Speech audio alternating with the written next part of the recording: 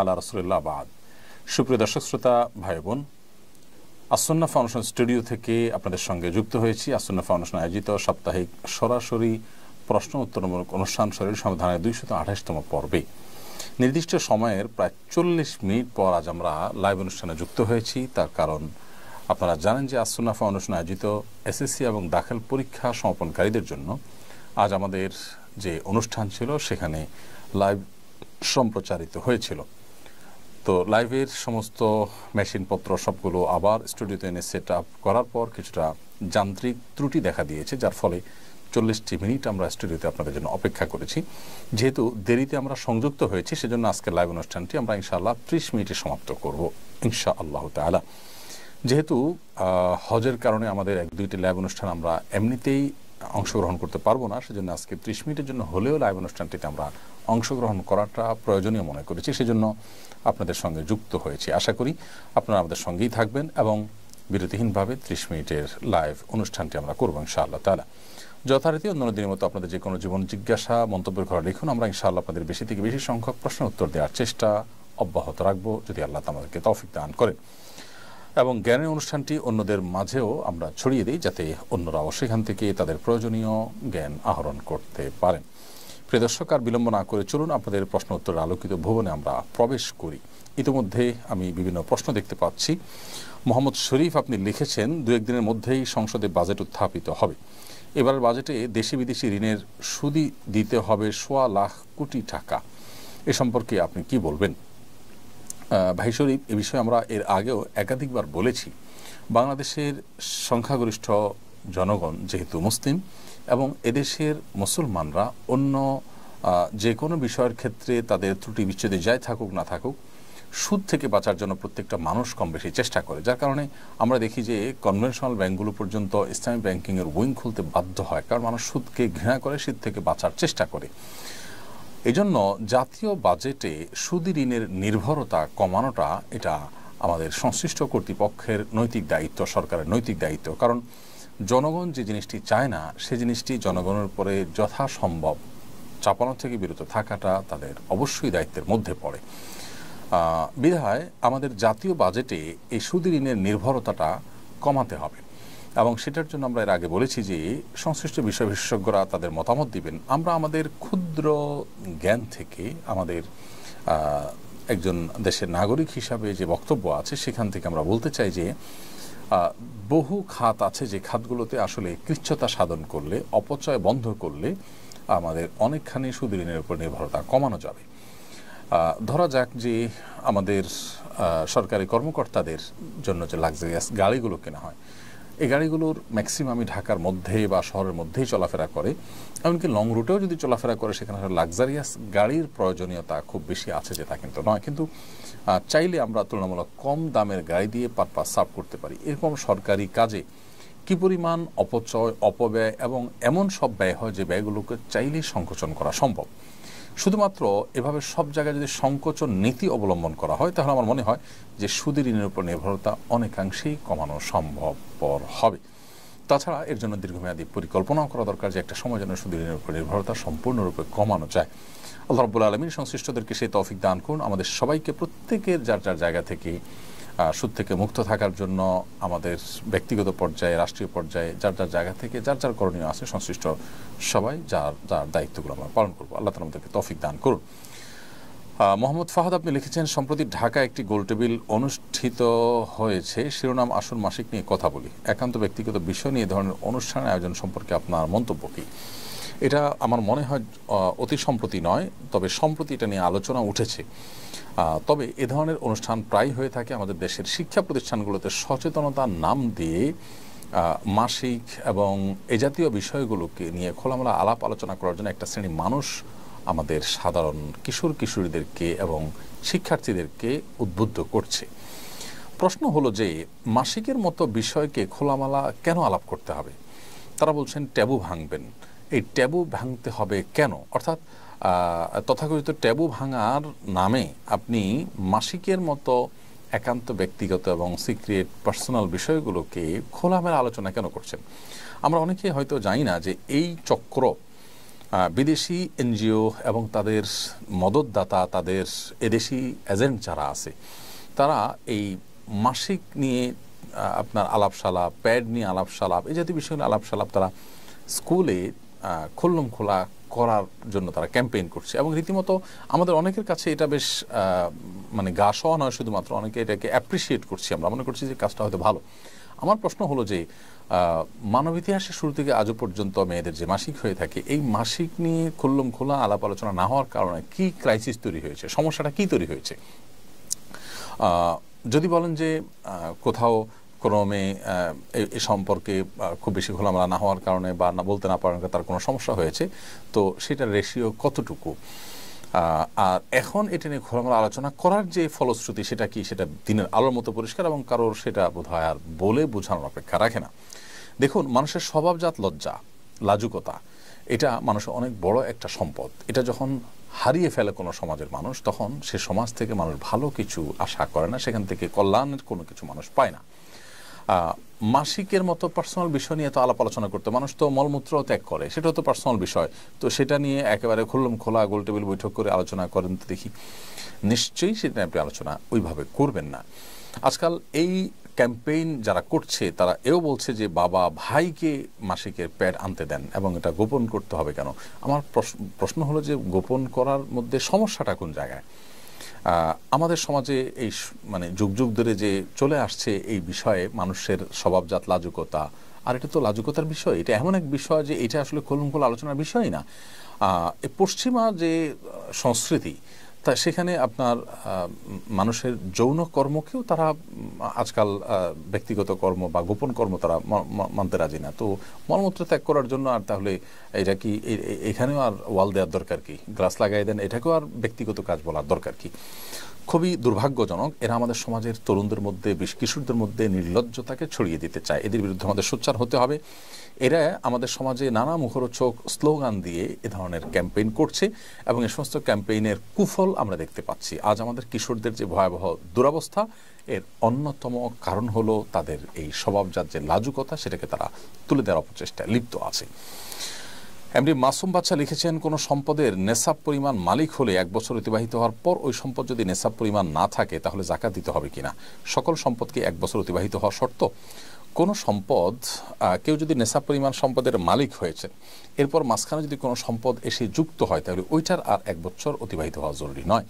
বরং আগের যেই নেশাব আছে সেই নেশাবের সাথে যেটাই প্লাস হবে, সেটা আগের নেশাবের যখন জাকাত দিবেন সেটার সাথে মাঝে প্লাস হওয়া সম্পদেরও জাকাত আপনি দিয়ে দিবেন।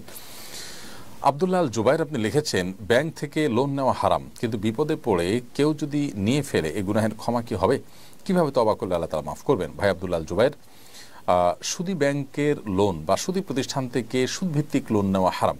অতএব কেউ সুদভিত্তিক লোন নিয়ে ফেললে আল্লাহ সুবহানাহু ওয়া তাআলার কাছে তওবার প্রক্রিয়া হলো যে খুব দ্রুততার সাথে তার অন্য স্থাবর সম্পদ দিয়ে বিক্রি করে হলেও বা অন্য হালাল বা বৈধ লোন নিয়ে হলেও এই লোনটাকে ক্লোজ করে ফেলা, অর্থাৎ যত দ্রুত সম্ভব এটা ক্লোজ করে ফেলা এবং আগের চুক্তি অনুযায়ী যে সুদ, সে সুদ দেওয়ার কারণে যদি তিনি এখন ভুল বুঝতে পারেন এবং তওবা নাসুহা করেন, আশা করে যে আল্লাহ তাআলা তাকে মাফ করবেন এবং তওবা নাসুহা করবেন, জীবনে আর কখনো তিনি সুদের পথে পা বাড়াবেন না, যত বিপদই তার হোক না কেন।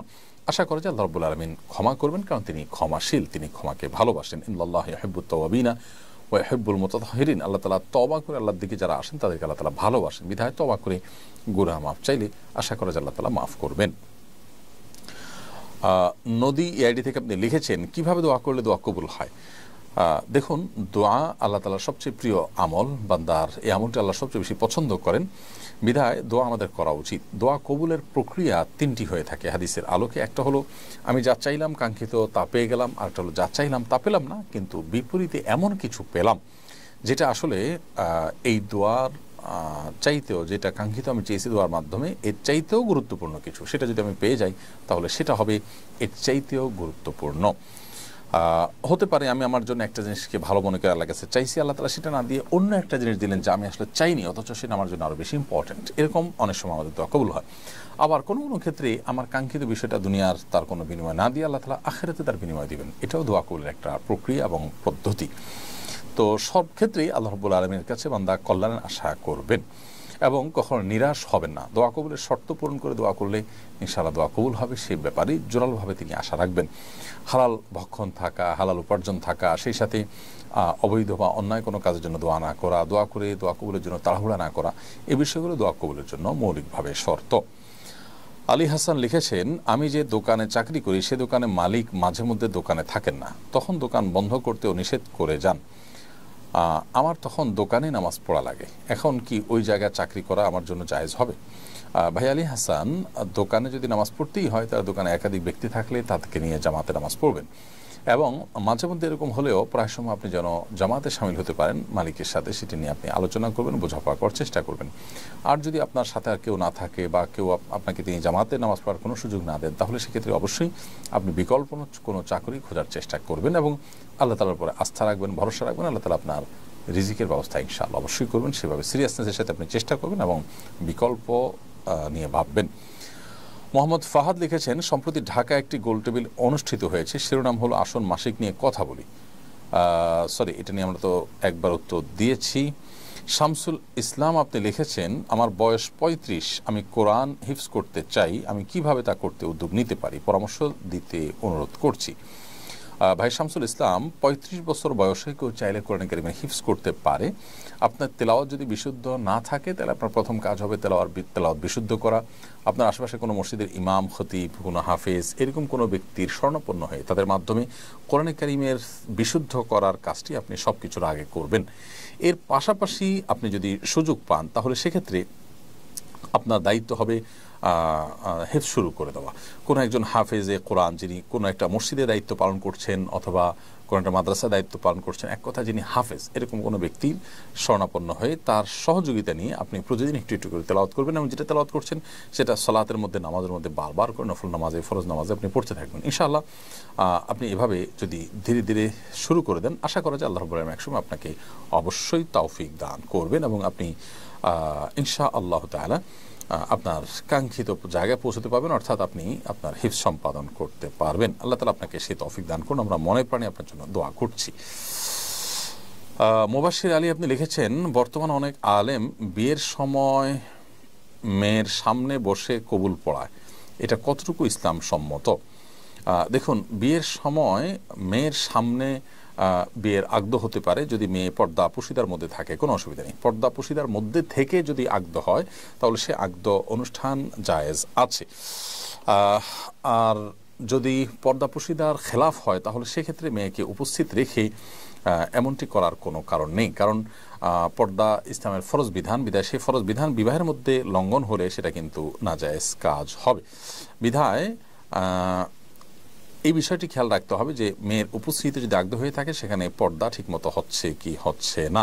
তো এই জন্য মেয়ের উপস্থিতি থাকাটা যে জরুরি নয় সেটা আমাদের বোঝা দরকার। অনেকে মনে করি আমরা মেয়েদের উপস্থিতি থাকা জরুরি, মেয়ের উপস্থিতি থাকা মোটেও বিয়ের আগদ সম্পন্ন হওয়ার জন্য জরুরি নয়, বরং আগদ সম্পন্ন হওয়ার জন্য মেয়ের অনুমতিটা জরুরি। অনুমতি যদি নিয়ে আসা হয় বা মেয়ের সম্মতি যদি থাকে সেক্ষেত্রে মেয়ের পক্ষ থেকে মেয়ের বাবা বা পরিবারের কোনো সদস্য তার তরফ থেকে প্রস্তাব বা সম্মতি এটা দিলেই চলবে ইনশাআল্লাহ তাআলা। এরপরে সোহাইব আহমদ আপনি লিখেছেন, আসুন্নাহ ফাউন্ডেশনের সবার জন্য কোরবানি প্রজেক্টের আদ্যপন্ত জানতে চাই। ভাই সোহাইব আহমদ, আসুন্নাহ ফাউন্ডেশনের কোরবানি প্রজেক্টের ইতিমধ্যে আমরা ঘোষণা করেছি, সবার জন্য কোরবানি প্রজেক্ট এবছরও ইনশাআল্লাহ যথারীতি হচ্ছে এবং সেই সাথে আমরা কোরবানির গোশত সংগ্রহ করার কাজ যেটি গত 2 বছর যাবত করছি সেটি এবছর আমরা আবারও করছি ইনশাআল্লাহ তাআলা। এই বছর কোরবানির একটা গরুর দাম 91,000 টাকা ধার্য হয়েছে, 7 ভাগের 1 ভাগ 13,000 টাকায় দেওয়া যাবে, আর ছাগলের দাম ধরা হয়েছে 15,000 টাকা। এবং বন্যা দুর্গত এলাকাগুলোকে এবার প্রাধান্য দিয়ে আমরা কোরবানির কাজ পরিচালনা করবো ইনশাআল্লাহ তাআলা। এবং কোরবানির জন্য আপনারা যারা আমাদের মাধ্যমে কোরবানি সম্পাদনা করবেন, অনেক প্রবাসী লোক আছেন বা দেশে থাকা অনেকে আছেন যারা আমাদের মাধ্যমে কোরবানি করতে চান, আপনাদের কোরবানিটা আমরা করে গরিব দুঃখীদের মধ্যে যে গোশত বিতরণ করে দিব ইনশাআল্লাহ। প্রত্যেকের কোরবানির কার্ডটা কোথায় হচ্ছে আমরা আপনাদেরকে SMS এর মাধ্যমে ইনশাআল্লাহ তাআলা জানিয়ে দেওয়ার চেষ্টা করব। লুবনা ইসলাম লিখেছেন, আমি কাউকে অভিশাপ দিয়েছি, এখন করণীয় কি? আপনি কাউকে অভিশাপ দিয়ে থাকলে আল্লাহর কাছে তওবা করবেন, মাফ চাইবেন এবং তার জন্য বরং নেক দোয়া করবেন যাকে অভিশাপ দিয়েছেন। ইনশাআল্লাহ বিদিনে আল্লাহ তাআলা ক্ষমা করবেন। আল্লাহ রাব্বুল আলামিন কোরআন কারীমে বলেছেন, যে মানুষ যে বদদোয়া দিয়ে থাকে আমরা, এই জাতীয় বিষয়গুলো যদি আল্লাহর সাথে সাথে কবুল করতেন তাহলে মানুষ শেষ হয়ে যেত। ওয়ালাউ ইয়াজ্জালুল্লাহু শাররা ইসতাআজালাহুম বিল খায়র লাকুদিয়া ইলাইহিম আজালুহুম। মানুষের ভালো দোয়াগুলো আল্লাহ তাআলা যেরকম দ্রুততার সাথে কবুল করেন, মন্দ দোয়াগুলো যদি এরকম দ্রুততার সাথে কবুল হয়ে যেত তাহলে তাহলে মানুষ অনেক আগেই ধ্বংসপ্রাপ্ত হয়ে যেত। অতএব বোঝা গেল যে মানুষের ভালো দোয়াগুলোর মতো করে বদদোয়াগুলো আল্লাহ তার সাথে সাথে কবুল করেন না। বিশেষ করে বান্দা যখন তওবা করে ফিরে আসে তখন সেটির ক্ষতি থেকে আল্লাহ তাআলা বাঁচিয়ে দেন। সিজানুর রহমান আপনি লিখেছেন, আমি একজন স্টুডেন্ট, আমি পড়াশোনার চাপে মসজিদে গিয়ে নামাজ পড়তে পারি না। আলহামদুলিল্লাহ আমার তেলাওয়াত শুদ্ধ আছে, এমত অবস্থায় রুমে নামাজ হবে কিনা দয়া করে জানাবেন। ভাই সিজানুর রহমান, আপনি ছাত্র মানুষ, পড়াশোনার চাপে যে মসজিদে গিয়ে সালাত আদায় করতে পারছেন না এবং আপনার তেলাওয়াত শুদ্ধ আছে, তো সেক্ষেত্রে আপনি রুমে কয়েকজনকে নিয়ে জামাতে নামাজ পড়তে পারেন প্রয়োজনে, কিন্তু একাকী নামাজ পড়বেন না। পড়াশোনার চাপ এটা যেরকম আপনি নিচ্ছেন ঠিক একইভাবে সালাতে জামাতের সাথে সালাত আদায়ের চাপও আপনার নেওয়ার মানসিকতা থাকতে হবে। যদি সেটা না হয় তাহলে সেক্ষেত্রে বুঝতে হবে যে আপনার দিনদারিতার মধ্যে ঘাটতি আছে, দিনদারিতার মধ্যে কমতি আছে, বিধায় আপনাকে যে কোনো মূল্যে জামাতের সালাত আদায়ের পরে গুরুত্ব আরোপ করতে হবে। হৃদয় আহমেদ আপনি লিখেছেন, তাহাজ্জুদ নামাজ এবং ফজরের নামাজ একসাথে পড়া যাবে কিনা? তাহাজ্জুদের ওয়াক্ত এবং ফজর ওয়াক্ত তো ভিন্ন ভিন্ন, অতএব একসাথে কীভাবে পড়বেন? তবে এভাবে হতে পারে যে ফজরের ওয়াক্ত শুরু হয়েছে, তার 5 মিনিট আগে আপনি তাহাজ্জুদ পড়ে শেষ করলেন, 5 মিনিট বিরতি দিয়ে আজান হয়ে গেল, তারপরে আপনি ফজরের নামাজ পড়ে ফেললেন। এইভাবে একসাথে বলতে এইভাবে আপনি পড়তে পারেন, তবে অবশ্যই পুরুষ মানুষ জামাতের সাথে আদায় করতে হবে ফজরের নামাজ। ওয়ালিউল্লাহ মেজবা লিখেছেন, জায়গার সংকট থাকলে 30-40 বছর পুরানো কবরের উপরে ঘর তোলা যাবে কিনা, এর বিধান কি?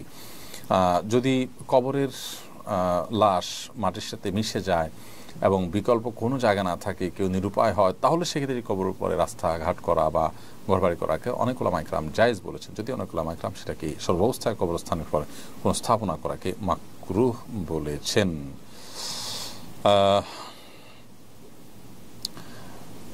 তাসনিম জাহান ফাহিমা আপনি লিখেছেন, আমার মায়ের কোনো সঞ্চয় নেই, কিন্তু ওনার বাবার বাড়ি থেকে কিছু জমি পেয়েছেন, এই অবস্থায় কি আমার মায়ের হজ ফরজ?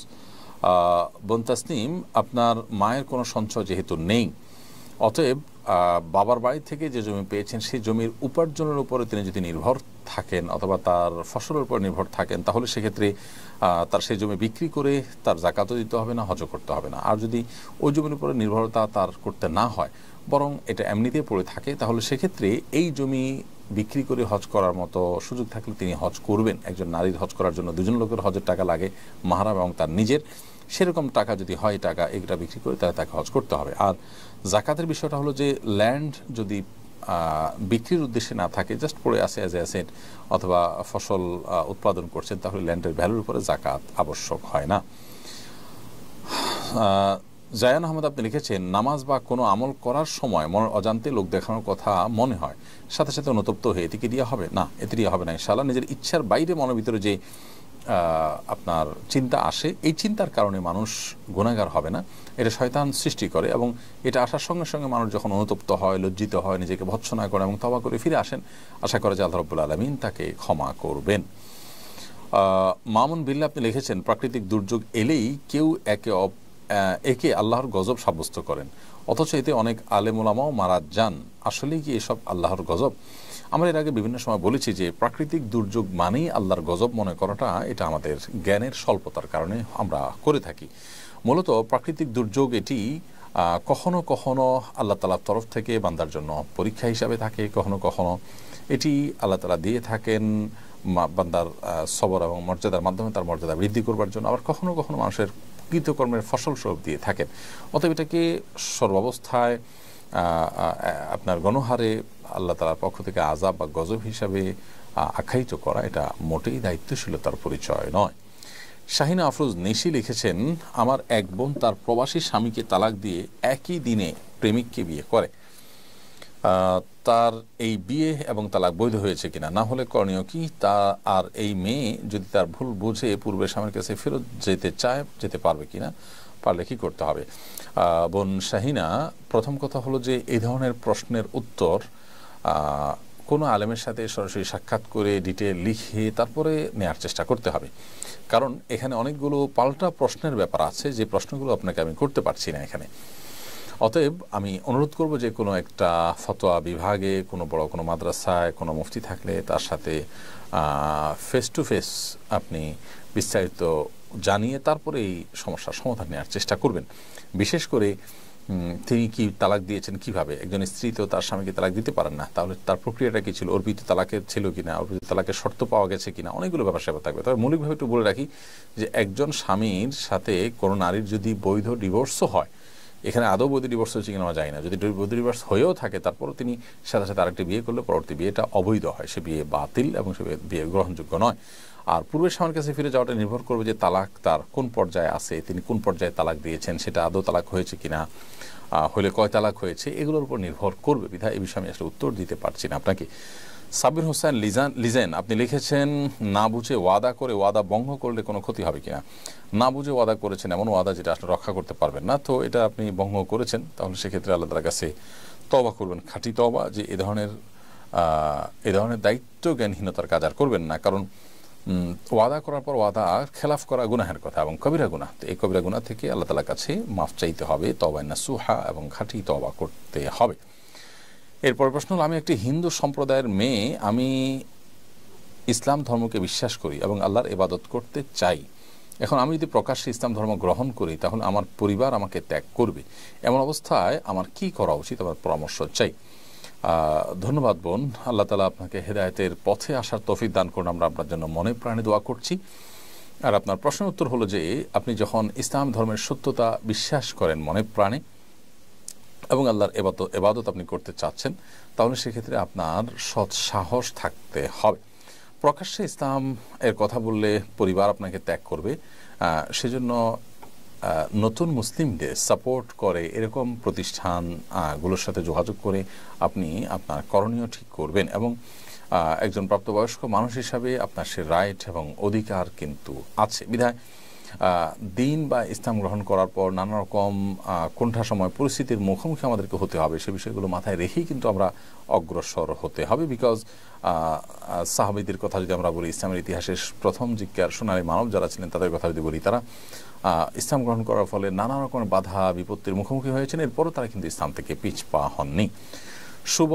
শুভানা এআইডি থেকে আপনি লিখেছেন, নাপাক কাপড় পরিধান করে অজু করলে অজু হবে কিনা।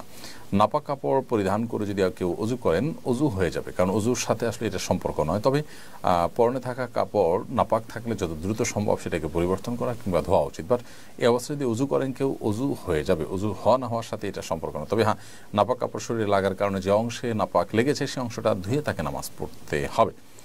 নাজিমউদ্দিন আপনি লিখেছেন, ঘূর্ণিঝড় রিমালের সময় অনেক মৃত বন্য প্রাণী ভেসে যেতে দেখা যায়, অনেক মৃত হরিণও দেখা গেছে, এসব হরিণের চামড়া ছাড়িয়ে ব্যবহার করা যাবে কিনা। খুবই সুন্দর একটি প্রশ্ন।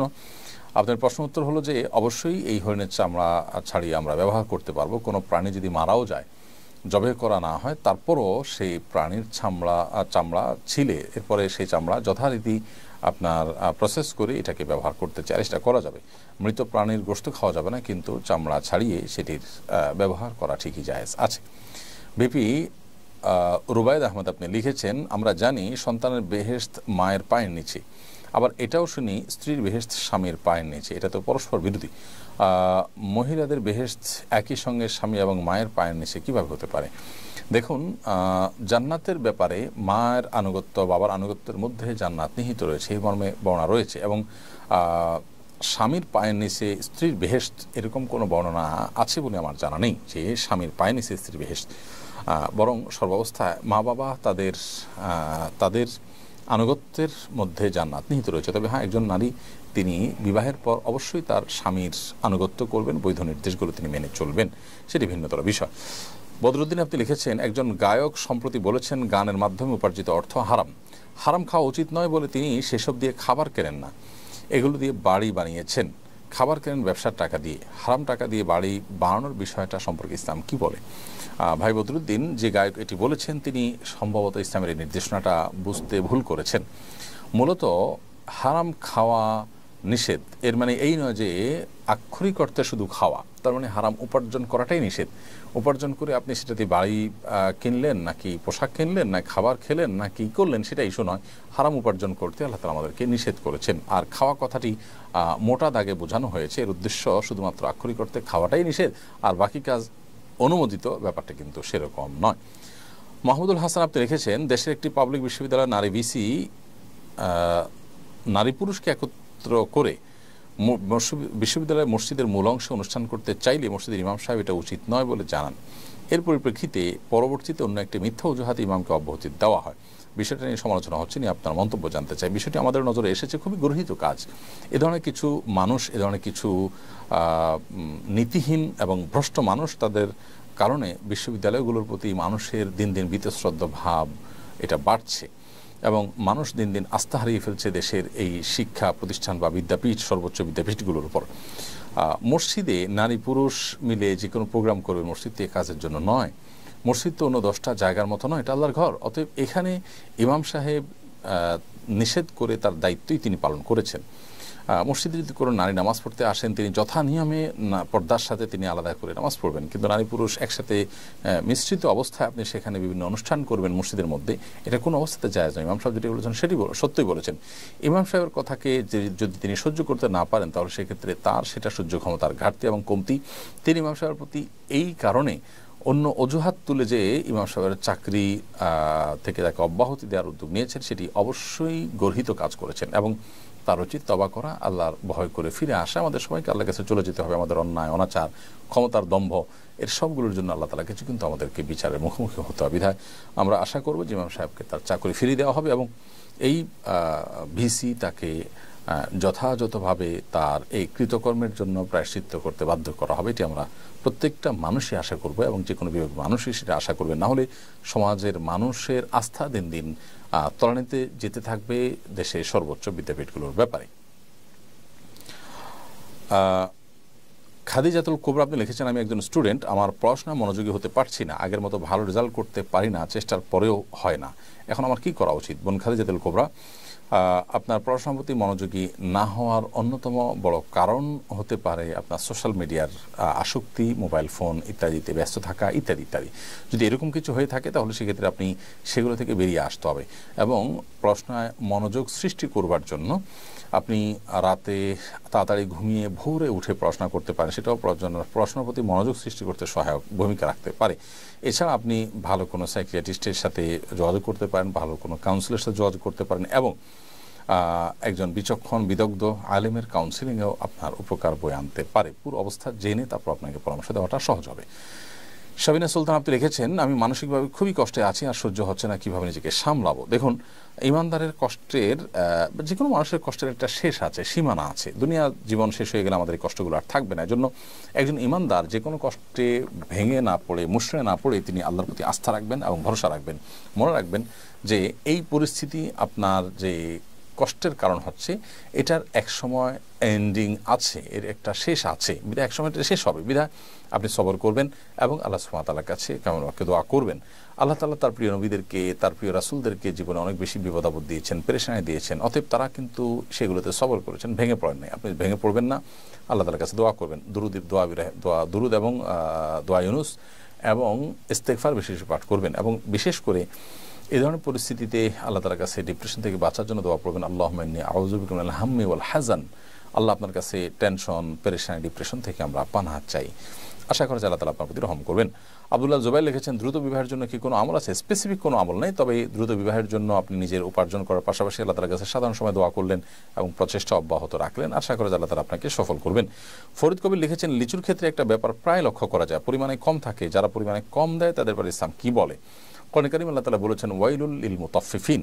যারা পরিমাণে কম দেয় ক্রয় বিক্রয়ের ক্ষেত্রে, তাদের জন্য ধ্বংস অনিবার্য, আল্লাহ তাআলা বলেছেন।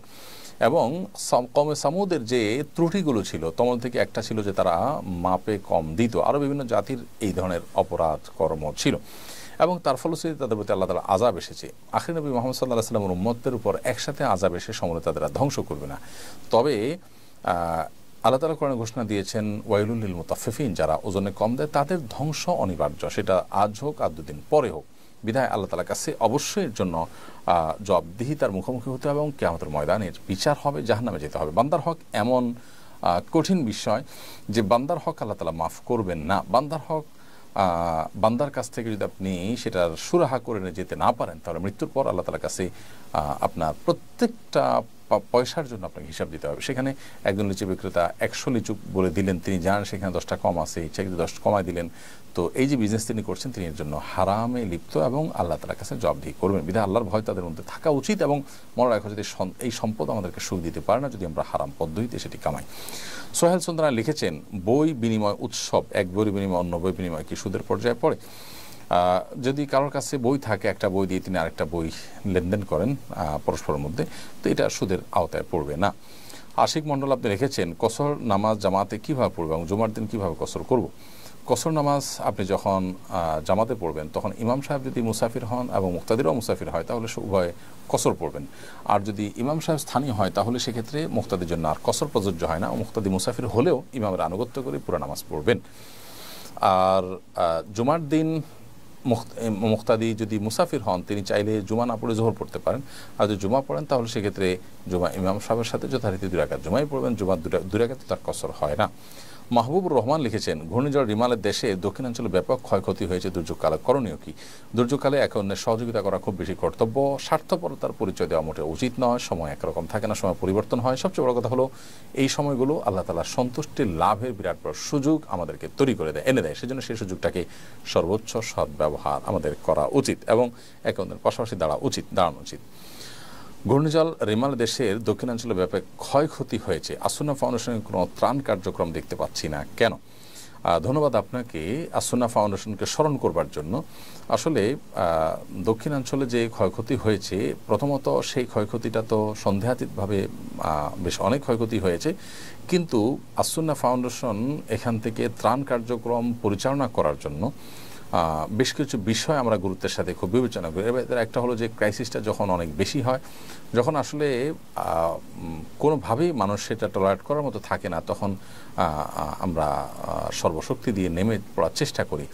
এখন দক্ষিণাঞ্চলে যে অবস্থা হচ্ছে সেটা অবশ্যই অনেক ক্ষয়ক্ষতি, কিন্তু দক্ষিণাঞ্চলে এমনিতে অনেক সময় বন্যা হয়, নদীমাতৃক এলাকা, সেখানে বন্যার সাথে মানুষ কিছুটা হলেও তাদের জানাশোনা আছে এবং এগুলো মোকাবেলা করার মতো পরিস্থিতি তাদের আছে। তারপরও সেখানে সহযোগিতা প্রয়োজন।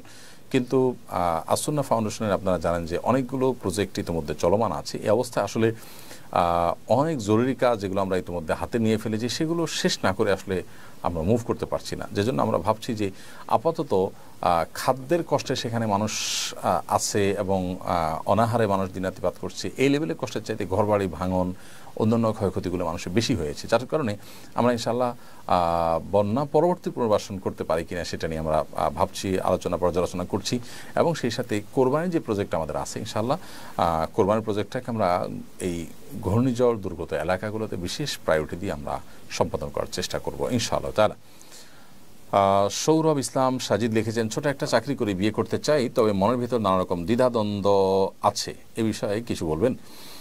ভাই সৌরভ ইসলাম সাজিদ, আল্লাহ তাআলা আপনার মনের বাসনা পূরণ করুক, আমরা দোয়া করি, এবং আপনার বিবাহের যে প্রয়োজন সেটা আল্লাহ তাআলা পূরণ করার তৌফিক দান করুন। আমার মনে হয় আপনি কোনো আলেমের সাথে সরাসরি সাক্ষাৎ করে আপনার বিষয়টা সম্পর্কে আপনি জানার চেষ্টা করেন এবং সুরাহা করার চেষ্টা করেন, তাহলে ইনশাআল্লাহ বিদিল্লাহ আশা করা যায় যে আপনি আপনার সমস্যার সমাধান করতে পারবেন। আব্দুল আল কাফি লিখেছেন, দুর্যোগের মুহূর্তকেও অনেকে উদযাপন করে। ঘূর্ণিঝড় রিমালের সময়ও ফেসবুকে অনেকে খিচুড়ি খাওয়ার পোস্ট করেছে, কেউ কেউ তো রিমাল দেখতে কক্সবাজারেই চলে গেছেন। বিষয়টা কীভাবে দেখেন? দেখুন, আমরা খুব ভয়ঙ্কর একটা সময় পার করছি। আমার মনে হয় যে আজকাল যে কোনো বিষয় নিয়ে উৎসব করার বা যে কোনো বিষয়কে উদযাপন করার একটা মানসিকতা আমাদের মধ্যে তৈরি হয়েছে। এটা ভোগবাদ এবং বস্তুবাদ এই সমাজে ঝেঁকে বসার কারণেই হয়েছে। একজন ইমানদার তিনি পরকালে বিশ্বাসী হওয়ার কারণে তিনি ভোগবাদে গা ভাসাতে পারেন না, তিনি এই ধরনের উন্মাদনা তিনি করতে পারেন না। দুর্যোগ দুর্বিপাকে, বিশেষ করে ঘূর্ণিঝড়, প্লাবন, তুফান, এই সমস্ত পরিস্থিতিতে, ঝড় বৃষ্টি, এই সমস্ত পরিস্থিতিতে প্রান্তিক জনগোষ্ঠীর মানুষের অনেক কষ্ট হয়। তাদের কথা একজন বিবেকবান মানুষের মাথায় আসবে এবং তাদের জন্য কিছুটা করার চিন্তা করবেন। এর বাইরে সেই সময়টাতে ফুর্তি করা, আমি ঝড়ের মধ্যে বরং অনেক বেশি ফুর্তি করছি, আনন্দে আছি, আমি গোশ পোলাও খাচ্ছি বা খিচুড়ি খাচ্ছি, এই বিষয়গুলো সোশ্যাল মিডিয়াতে শেয়ার করা ইত্যাদি করা, এটা হলো দায়িত্ব জ্ঞানহীনতার পরিচয়। মানুষ যে এখন স্বার্থপর, স্বার্থান্ধ হয়ে গেছে, মানুষ যে তার আশপাশ নিয়ে ভাবার সুযোগ পর্যন্ত নেই, শুধুমাত্র নিজের সুখটুকুই দেখছে, এরকম একটা ভয়ঙ্কর পরিস্থিতি আমরা দেখতে পাচ্ছি। এবং ধর্মীয় শিক্ষা, নৈতিক শিক্ষা সর্বত্র এটাকে দূরে সরিয়ে দেওয়ার কারণে কিন্তু এই পরিস্থিতি তৈরি হয়েছে। বিধায় আমাদের উচিত হবে আল্লাহর কাছে তওবা করা, ইস্তেগফার করা এবং এ জাতীয় পরিস্থিতিতে আল্লাহর দিকে মনোনিবেশ করা, ফুর্তি করা নয়। এসে আকবর লিখেছেন, তাহাজ্জুদের আগে কি বিতরের নামাজ পড়া যাবে? তাহাজ্জুদের আগে বিতরের নামাজ পড়বেন না, বিতরের নামাজ হবে শেষ নামাজ। নবী সাল্লাল্লাহু আলাইহি ওয়াসাল্লাম বলেছেন যে আখিরাত সালাতিকুম বিল্লাইলি বিতরা, তোমরা রাতের শেষ নামাজ হবে তোমাদের বিতির। তবে কোনো কারণে যদি বিতরের নামাজকে আপনি রাতের শেষ নামাজ না করে আগে বিতির পড়ে ফেলেছেন, পরে সুযোগ পেয়েছেন বিতির পড়া, সেটা জায়েজ আছে। মনি বিনতে হোসেন লিখেছেন, বদনজর লেগেছে কিনা কিভাবে বুঝবো? এটা রাখিরা ভালো বলতে পারবে, বিশেষ করে সোশ্যাল মিডিয়াতে রুকিয়ার অ্যাপগুলো থেকে আপনারা সহযোগিতা নিতে পারেন। রোমানা কবির লিখেছেন, আমার ভাগ্নি 10 বছর 1 মাস 13 দিন বয়সে ইন্তেকাল করেছে। সে হিজাব করতো, কোরআন পড়তে পারতো এবং নামাজ শেখানো হচ্ছিল, ওর জন্য দোয়া কামনা করছি। অবশ্যই আপনার ভাগ্নির জন্য দোয়া করছি, আল্লাহ তাআলা তাকে জান্নাতুল ফেরদাউসের মেহমান হিসেবে কবুল করুন। মমিন খান লিখেছেন, সন্তান জন্ম হওয়ার পর যদি আজান দেওয়া না হয় পরবর্তী করণীয় কি? আর পরবর্তীতে বিশেষ কোনো করণীয় যদি আজান দেওয়া মিস হয়ে থাকে তবে আজান দেওয়াটা মুস্তাহাব, না দিলে যে গুনাহ হবে এটা সেরকম না। নীলুফা জামি আপনি লিখেছেন, রিজিক নিয়ে খুব পেরেশানিতে আছি, পরামর্শ কামনা করছি। রিজিক নিয়ে পেরেশানি এই জন্য হয় যে রিজিক সম্পর্কে আমাদের ধারণা নেই, যে এটি আল্লাহ তাআলার জিম্মায়। আমরা চেষ্টা করব আমাদের দায়িত্ব এবং কর্তব্যের অংশ হিসেবে, বাকি রিজিক দেওয়ার মালিক আল্লাহ তাআলা। আল্লাহ তাআলা কখনো পরীক্ষা করেন, কখনো কষ্ট দেন, কখনো মানুষকে সুসময় দেন। সেই পরিস্থিতিগুলোতে আল্লাহ তাআলার উপরে পরিপূর্ণ আস্থা আমাদের থাকতে হবে। তাবাসসুম কিয়া লিখেছেন, আমার শ্বাসের সমস্যা, আমি সব সময় উজু করতে পারি না, এক্ষেত্রে আমি কি তায়াম্মুম করতে পারবো? শ্বাসের সমস্যা হলে পানি দ্বারা যদি উজু করতে আপনি না পারেন তাহলে সেক্ষেত্রে তায়াম্মুম করতে পারবেন।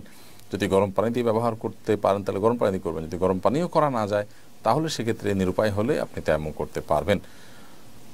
এমডি 9 খান লিখেছেন, সুদখোরের বাগানের ফল খাওয়া যাবে কিনা? যে ব্যক্তি সুদখোর, তার বাগানের ফল এটা যদি তার সুদের উপার্জন থেকে না আসে, সুদি ইনভেস্টমেন্ট থেকে না আসে, তাহলে সেটা খাওয়া যেতে পারে। ফারজানা রোমা লিখেছেন, নামাজ পড়ার অবস্থা যদি মাসিক হয় তাহলে করণীয় কি? নামাজ পড়ার অবস্থা মাসিক হলে নামাজ ছেড়ে দিবেন এবং মাসিকের যে বিধিবিধান আছে সেটা প্রযোজ্য হবে। আশফিক আহমদ লিখেছেন, ঘরের দরজার সামনে একটি গাছ ছিল, গাছটি মারা গেছে কিন্তু কাটা হয়নি। অনেকে বলে এই গাছের ছত্রছায়া অমঙ্গল এবং কুলক্ষণ, আসলে কি সত্য? এটা একেবারেই কুসংস্কার, এটাকে অমঙ্গল বা অলক্ষণ কুলক্ষণ মনে করাটা বরং গুনাহের কথা। কামরুল হাসান লিখেছেন, যদি রাতে স্বপ্নদোষ হয় আর আমি না বুঝতে পেরে গোসল ছাড়াই ফজর নামাজ পড়ি তাহলে কি আমার নামাজ হবে কিনা? আপনি না জেনে না বুঝে যেটা করে থাকেন পরবর্তীতে সে নামাজ কাজা করবেন, কারণ তার এই নামাজ হয়নি। মুবাশশারা বিনতে আবুল কাসেম লিখেছেন, বাবা মাকে কীভাবে দিনের পথে আনার জন্য নসিহা করব? নিজে নরমে বোঝাবেন এবং তাদের উপযোগী বই পুস্তক বা ওয়াজ নসিহত তাদেরকে শোনাবেন, পড়াবেন, অথবা অন্য কাউকে দিয়ে বোঝাবেন এবং শেষে আল্লাহর কাছে দোয়া অব্যাহত রাখবেন। ইনশাআল্লাহ বিদিনিল্লাহ আপনার এই বহুমুখী প্রচেষ্টা দ্বারা আশা করে যে আল্লাহ রাব্বুল আলামিন আপনার মা বাবাকে, আপনার প্যারেন্টসকে হেদায়েত দান করবেন। তবে চূড়ান্ত কথা হলো যে হেদায়েতের মালিক আল্লাহ তাআলা, আমরা চেষ্টা করার মালিক শুধুমাত্র আমরা চেষ্টা করব। প্রিয় দর্শক, দেখতে দেখতে আমরা অনুষ্ঠানের শেষের দিকে চলে আসছি। আমরা বলেছি যে আজকে যেহেতু যান্ত্রিক ত্রুটির কারণে লাইভটি আমরা দেরিতে শুরু করেছি, সেজন্য আমরা লাইভটি একটু সংক্ষেপে সারব। 30 মিনিট সারার কথা আমরা বলেছিলাম, কিন্তু সেটা ইতোমধ্যে 37 মিনিট হয়ে গেছে, যার কারণে আজকের জন্য আমরা লাইভটি এখানে শেষ করছি। ইনশাআল্লাহ আগামী সপ্তাহে যথাসময় আমরা আপনাদের সঙ্গে লাইভে সংযুক্ত হব। আজকে এই অনাকাঙ্ক্ষিত ত্রুটির জন্য এবং সংক্ষিপ্ত সময় লাইভ অনুষ্ঠানটি শেষ করবার জন্য আমরা দুঃখ প্রকাশ করছি। যারা কষ্ট করে দীর্ঘ সময় থেকে অপেক্ষা করেছেন তাদের কাছে ক্ষমা প্রার্থনা করছি। আমাদের অনাকাঙ্ক্ষিত ত্রুটিকে আপনারা মার্জনা করবেন। আজকে আসুন্নাহ ফাউন্ডেশন আয়োজিত এসএসসি এবং দাখিল পরীক্ষার্থীদের জন্য যে নাসিহা প্রোগ্রাম ছিল, সেখানে লাইভ অনুষ্ঠানের জন্য যন্ত্রপাতি নেওয়া হয়েছে, সেগুলো আবার স্টুডিওতে সেট আপ করতে গিয়ে কিছুটা ঝামেলা তৈরি হয়েছে। আশা করছি এটি দ্বিতীয়বার হবে না। আল্লাহ শুকর, যারা আমাদের সাথে শুরু থেকে অর্থাৎ প্রথম লাইভ থেকে ছিলেন তারা জানেন একসময় আমাদের লাইভ অনুষ্ঠানে প্রচুর যান্ত্রিক ত্রুটি হতো। আলহামদুলিল্লাহ উন্নত যন্ত্র এবং উন্নত প্রোগ্রাম আমরা এখন ইউজ করছি। আল্লাহ তাআলা মেহেরবানি করেছেন, আমাদেরকে তৌফিক দিয়েছেন, এখন আর আগের মতো ডিস্টার্ব সেভাবে হয় না। আজকে অনেকদিন পরেই আমরা একটা ডিস্টার্বের মুখোমুখি হয়েছি। আল্লাহ তাআলা আমাদেরকে কল্যাণের পথে আরও ভালোভাবে এগিয়ে যাওয়ার তৌফিক দান করুন। যে কথাগুলো আমরা শুনলাম জানলাম সেগুলো যে আমল করার তৌফিক দান করুন। এবং আমাদের কোরআন হাদিসের জ্ঞানকে আমরা আরও শানিত করার তৌফিক আল্লাহ তাআলা আমাদেরকে যেন দান করেন, সেই দোয়া রব্বে কারীমের কাছে ব্যক্ত করে আজকের মতো এখানে শেষ করছি।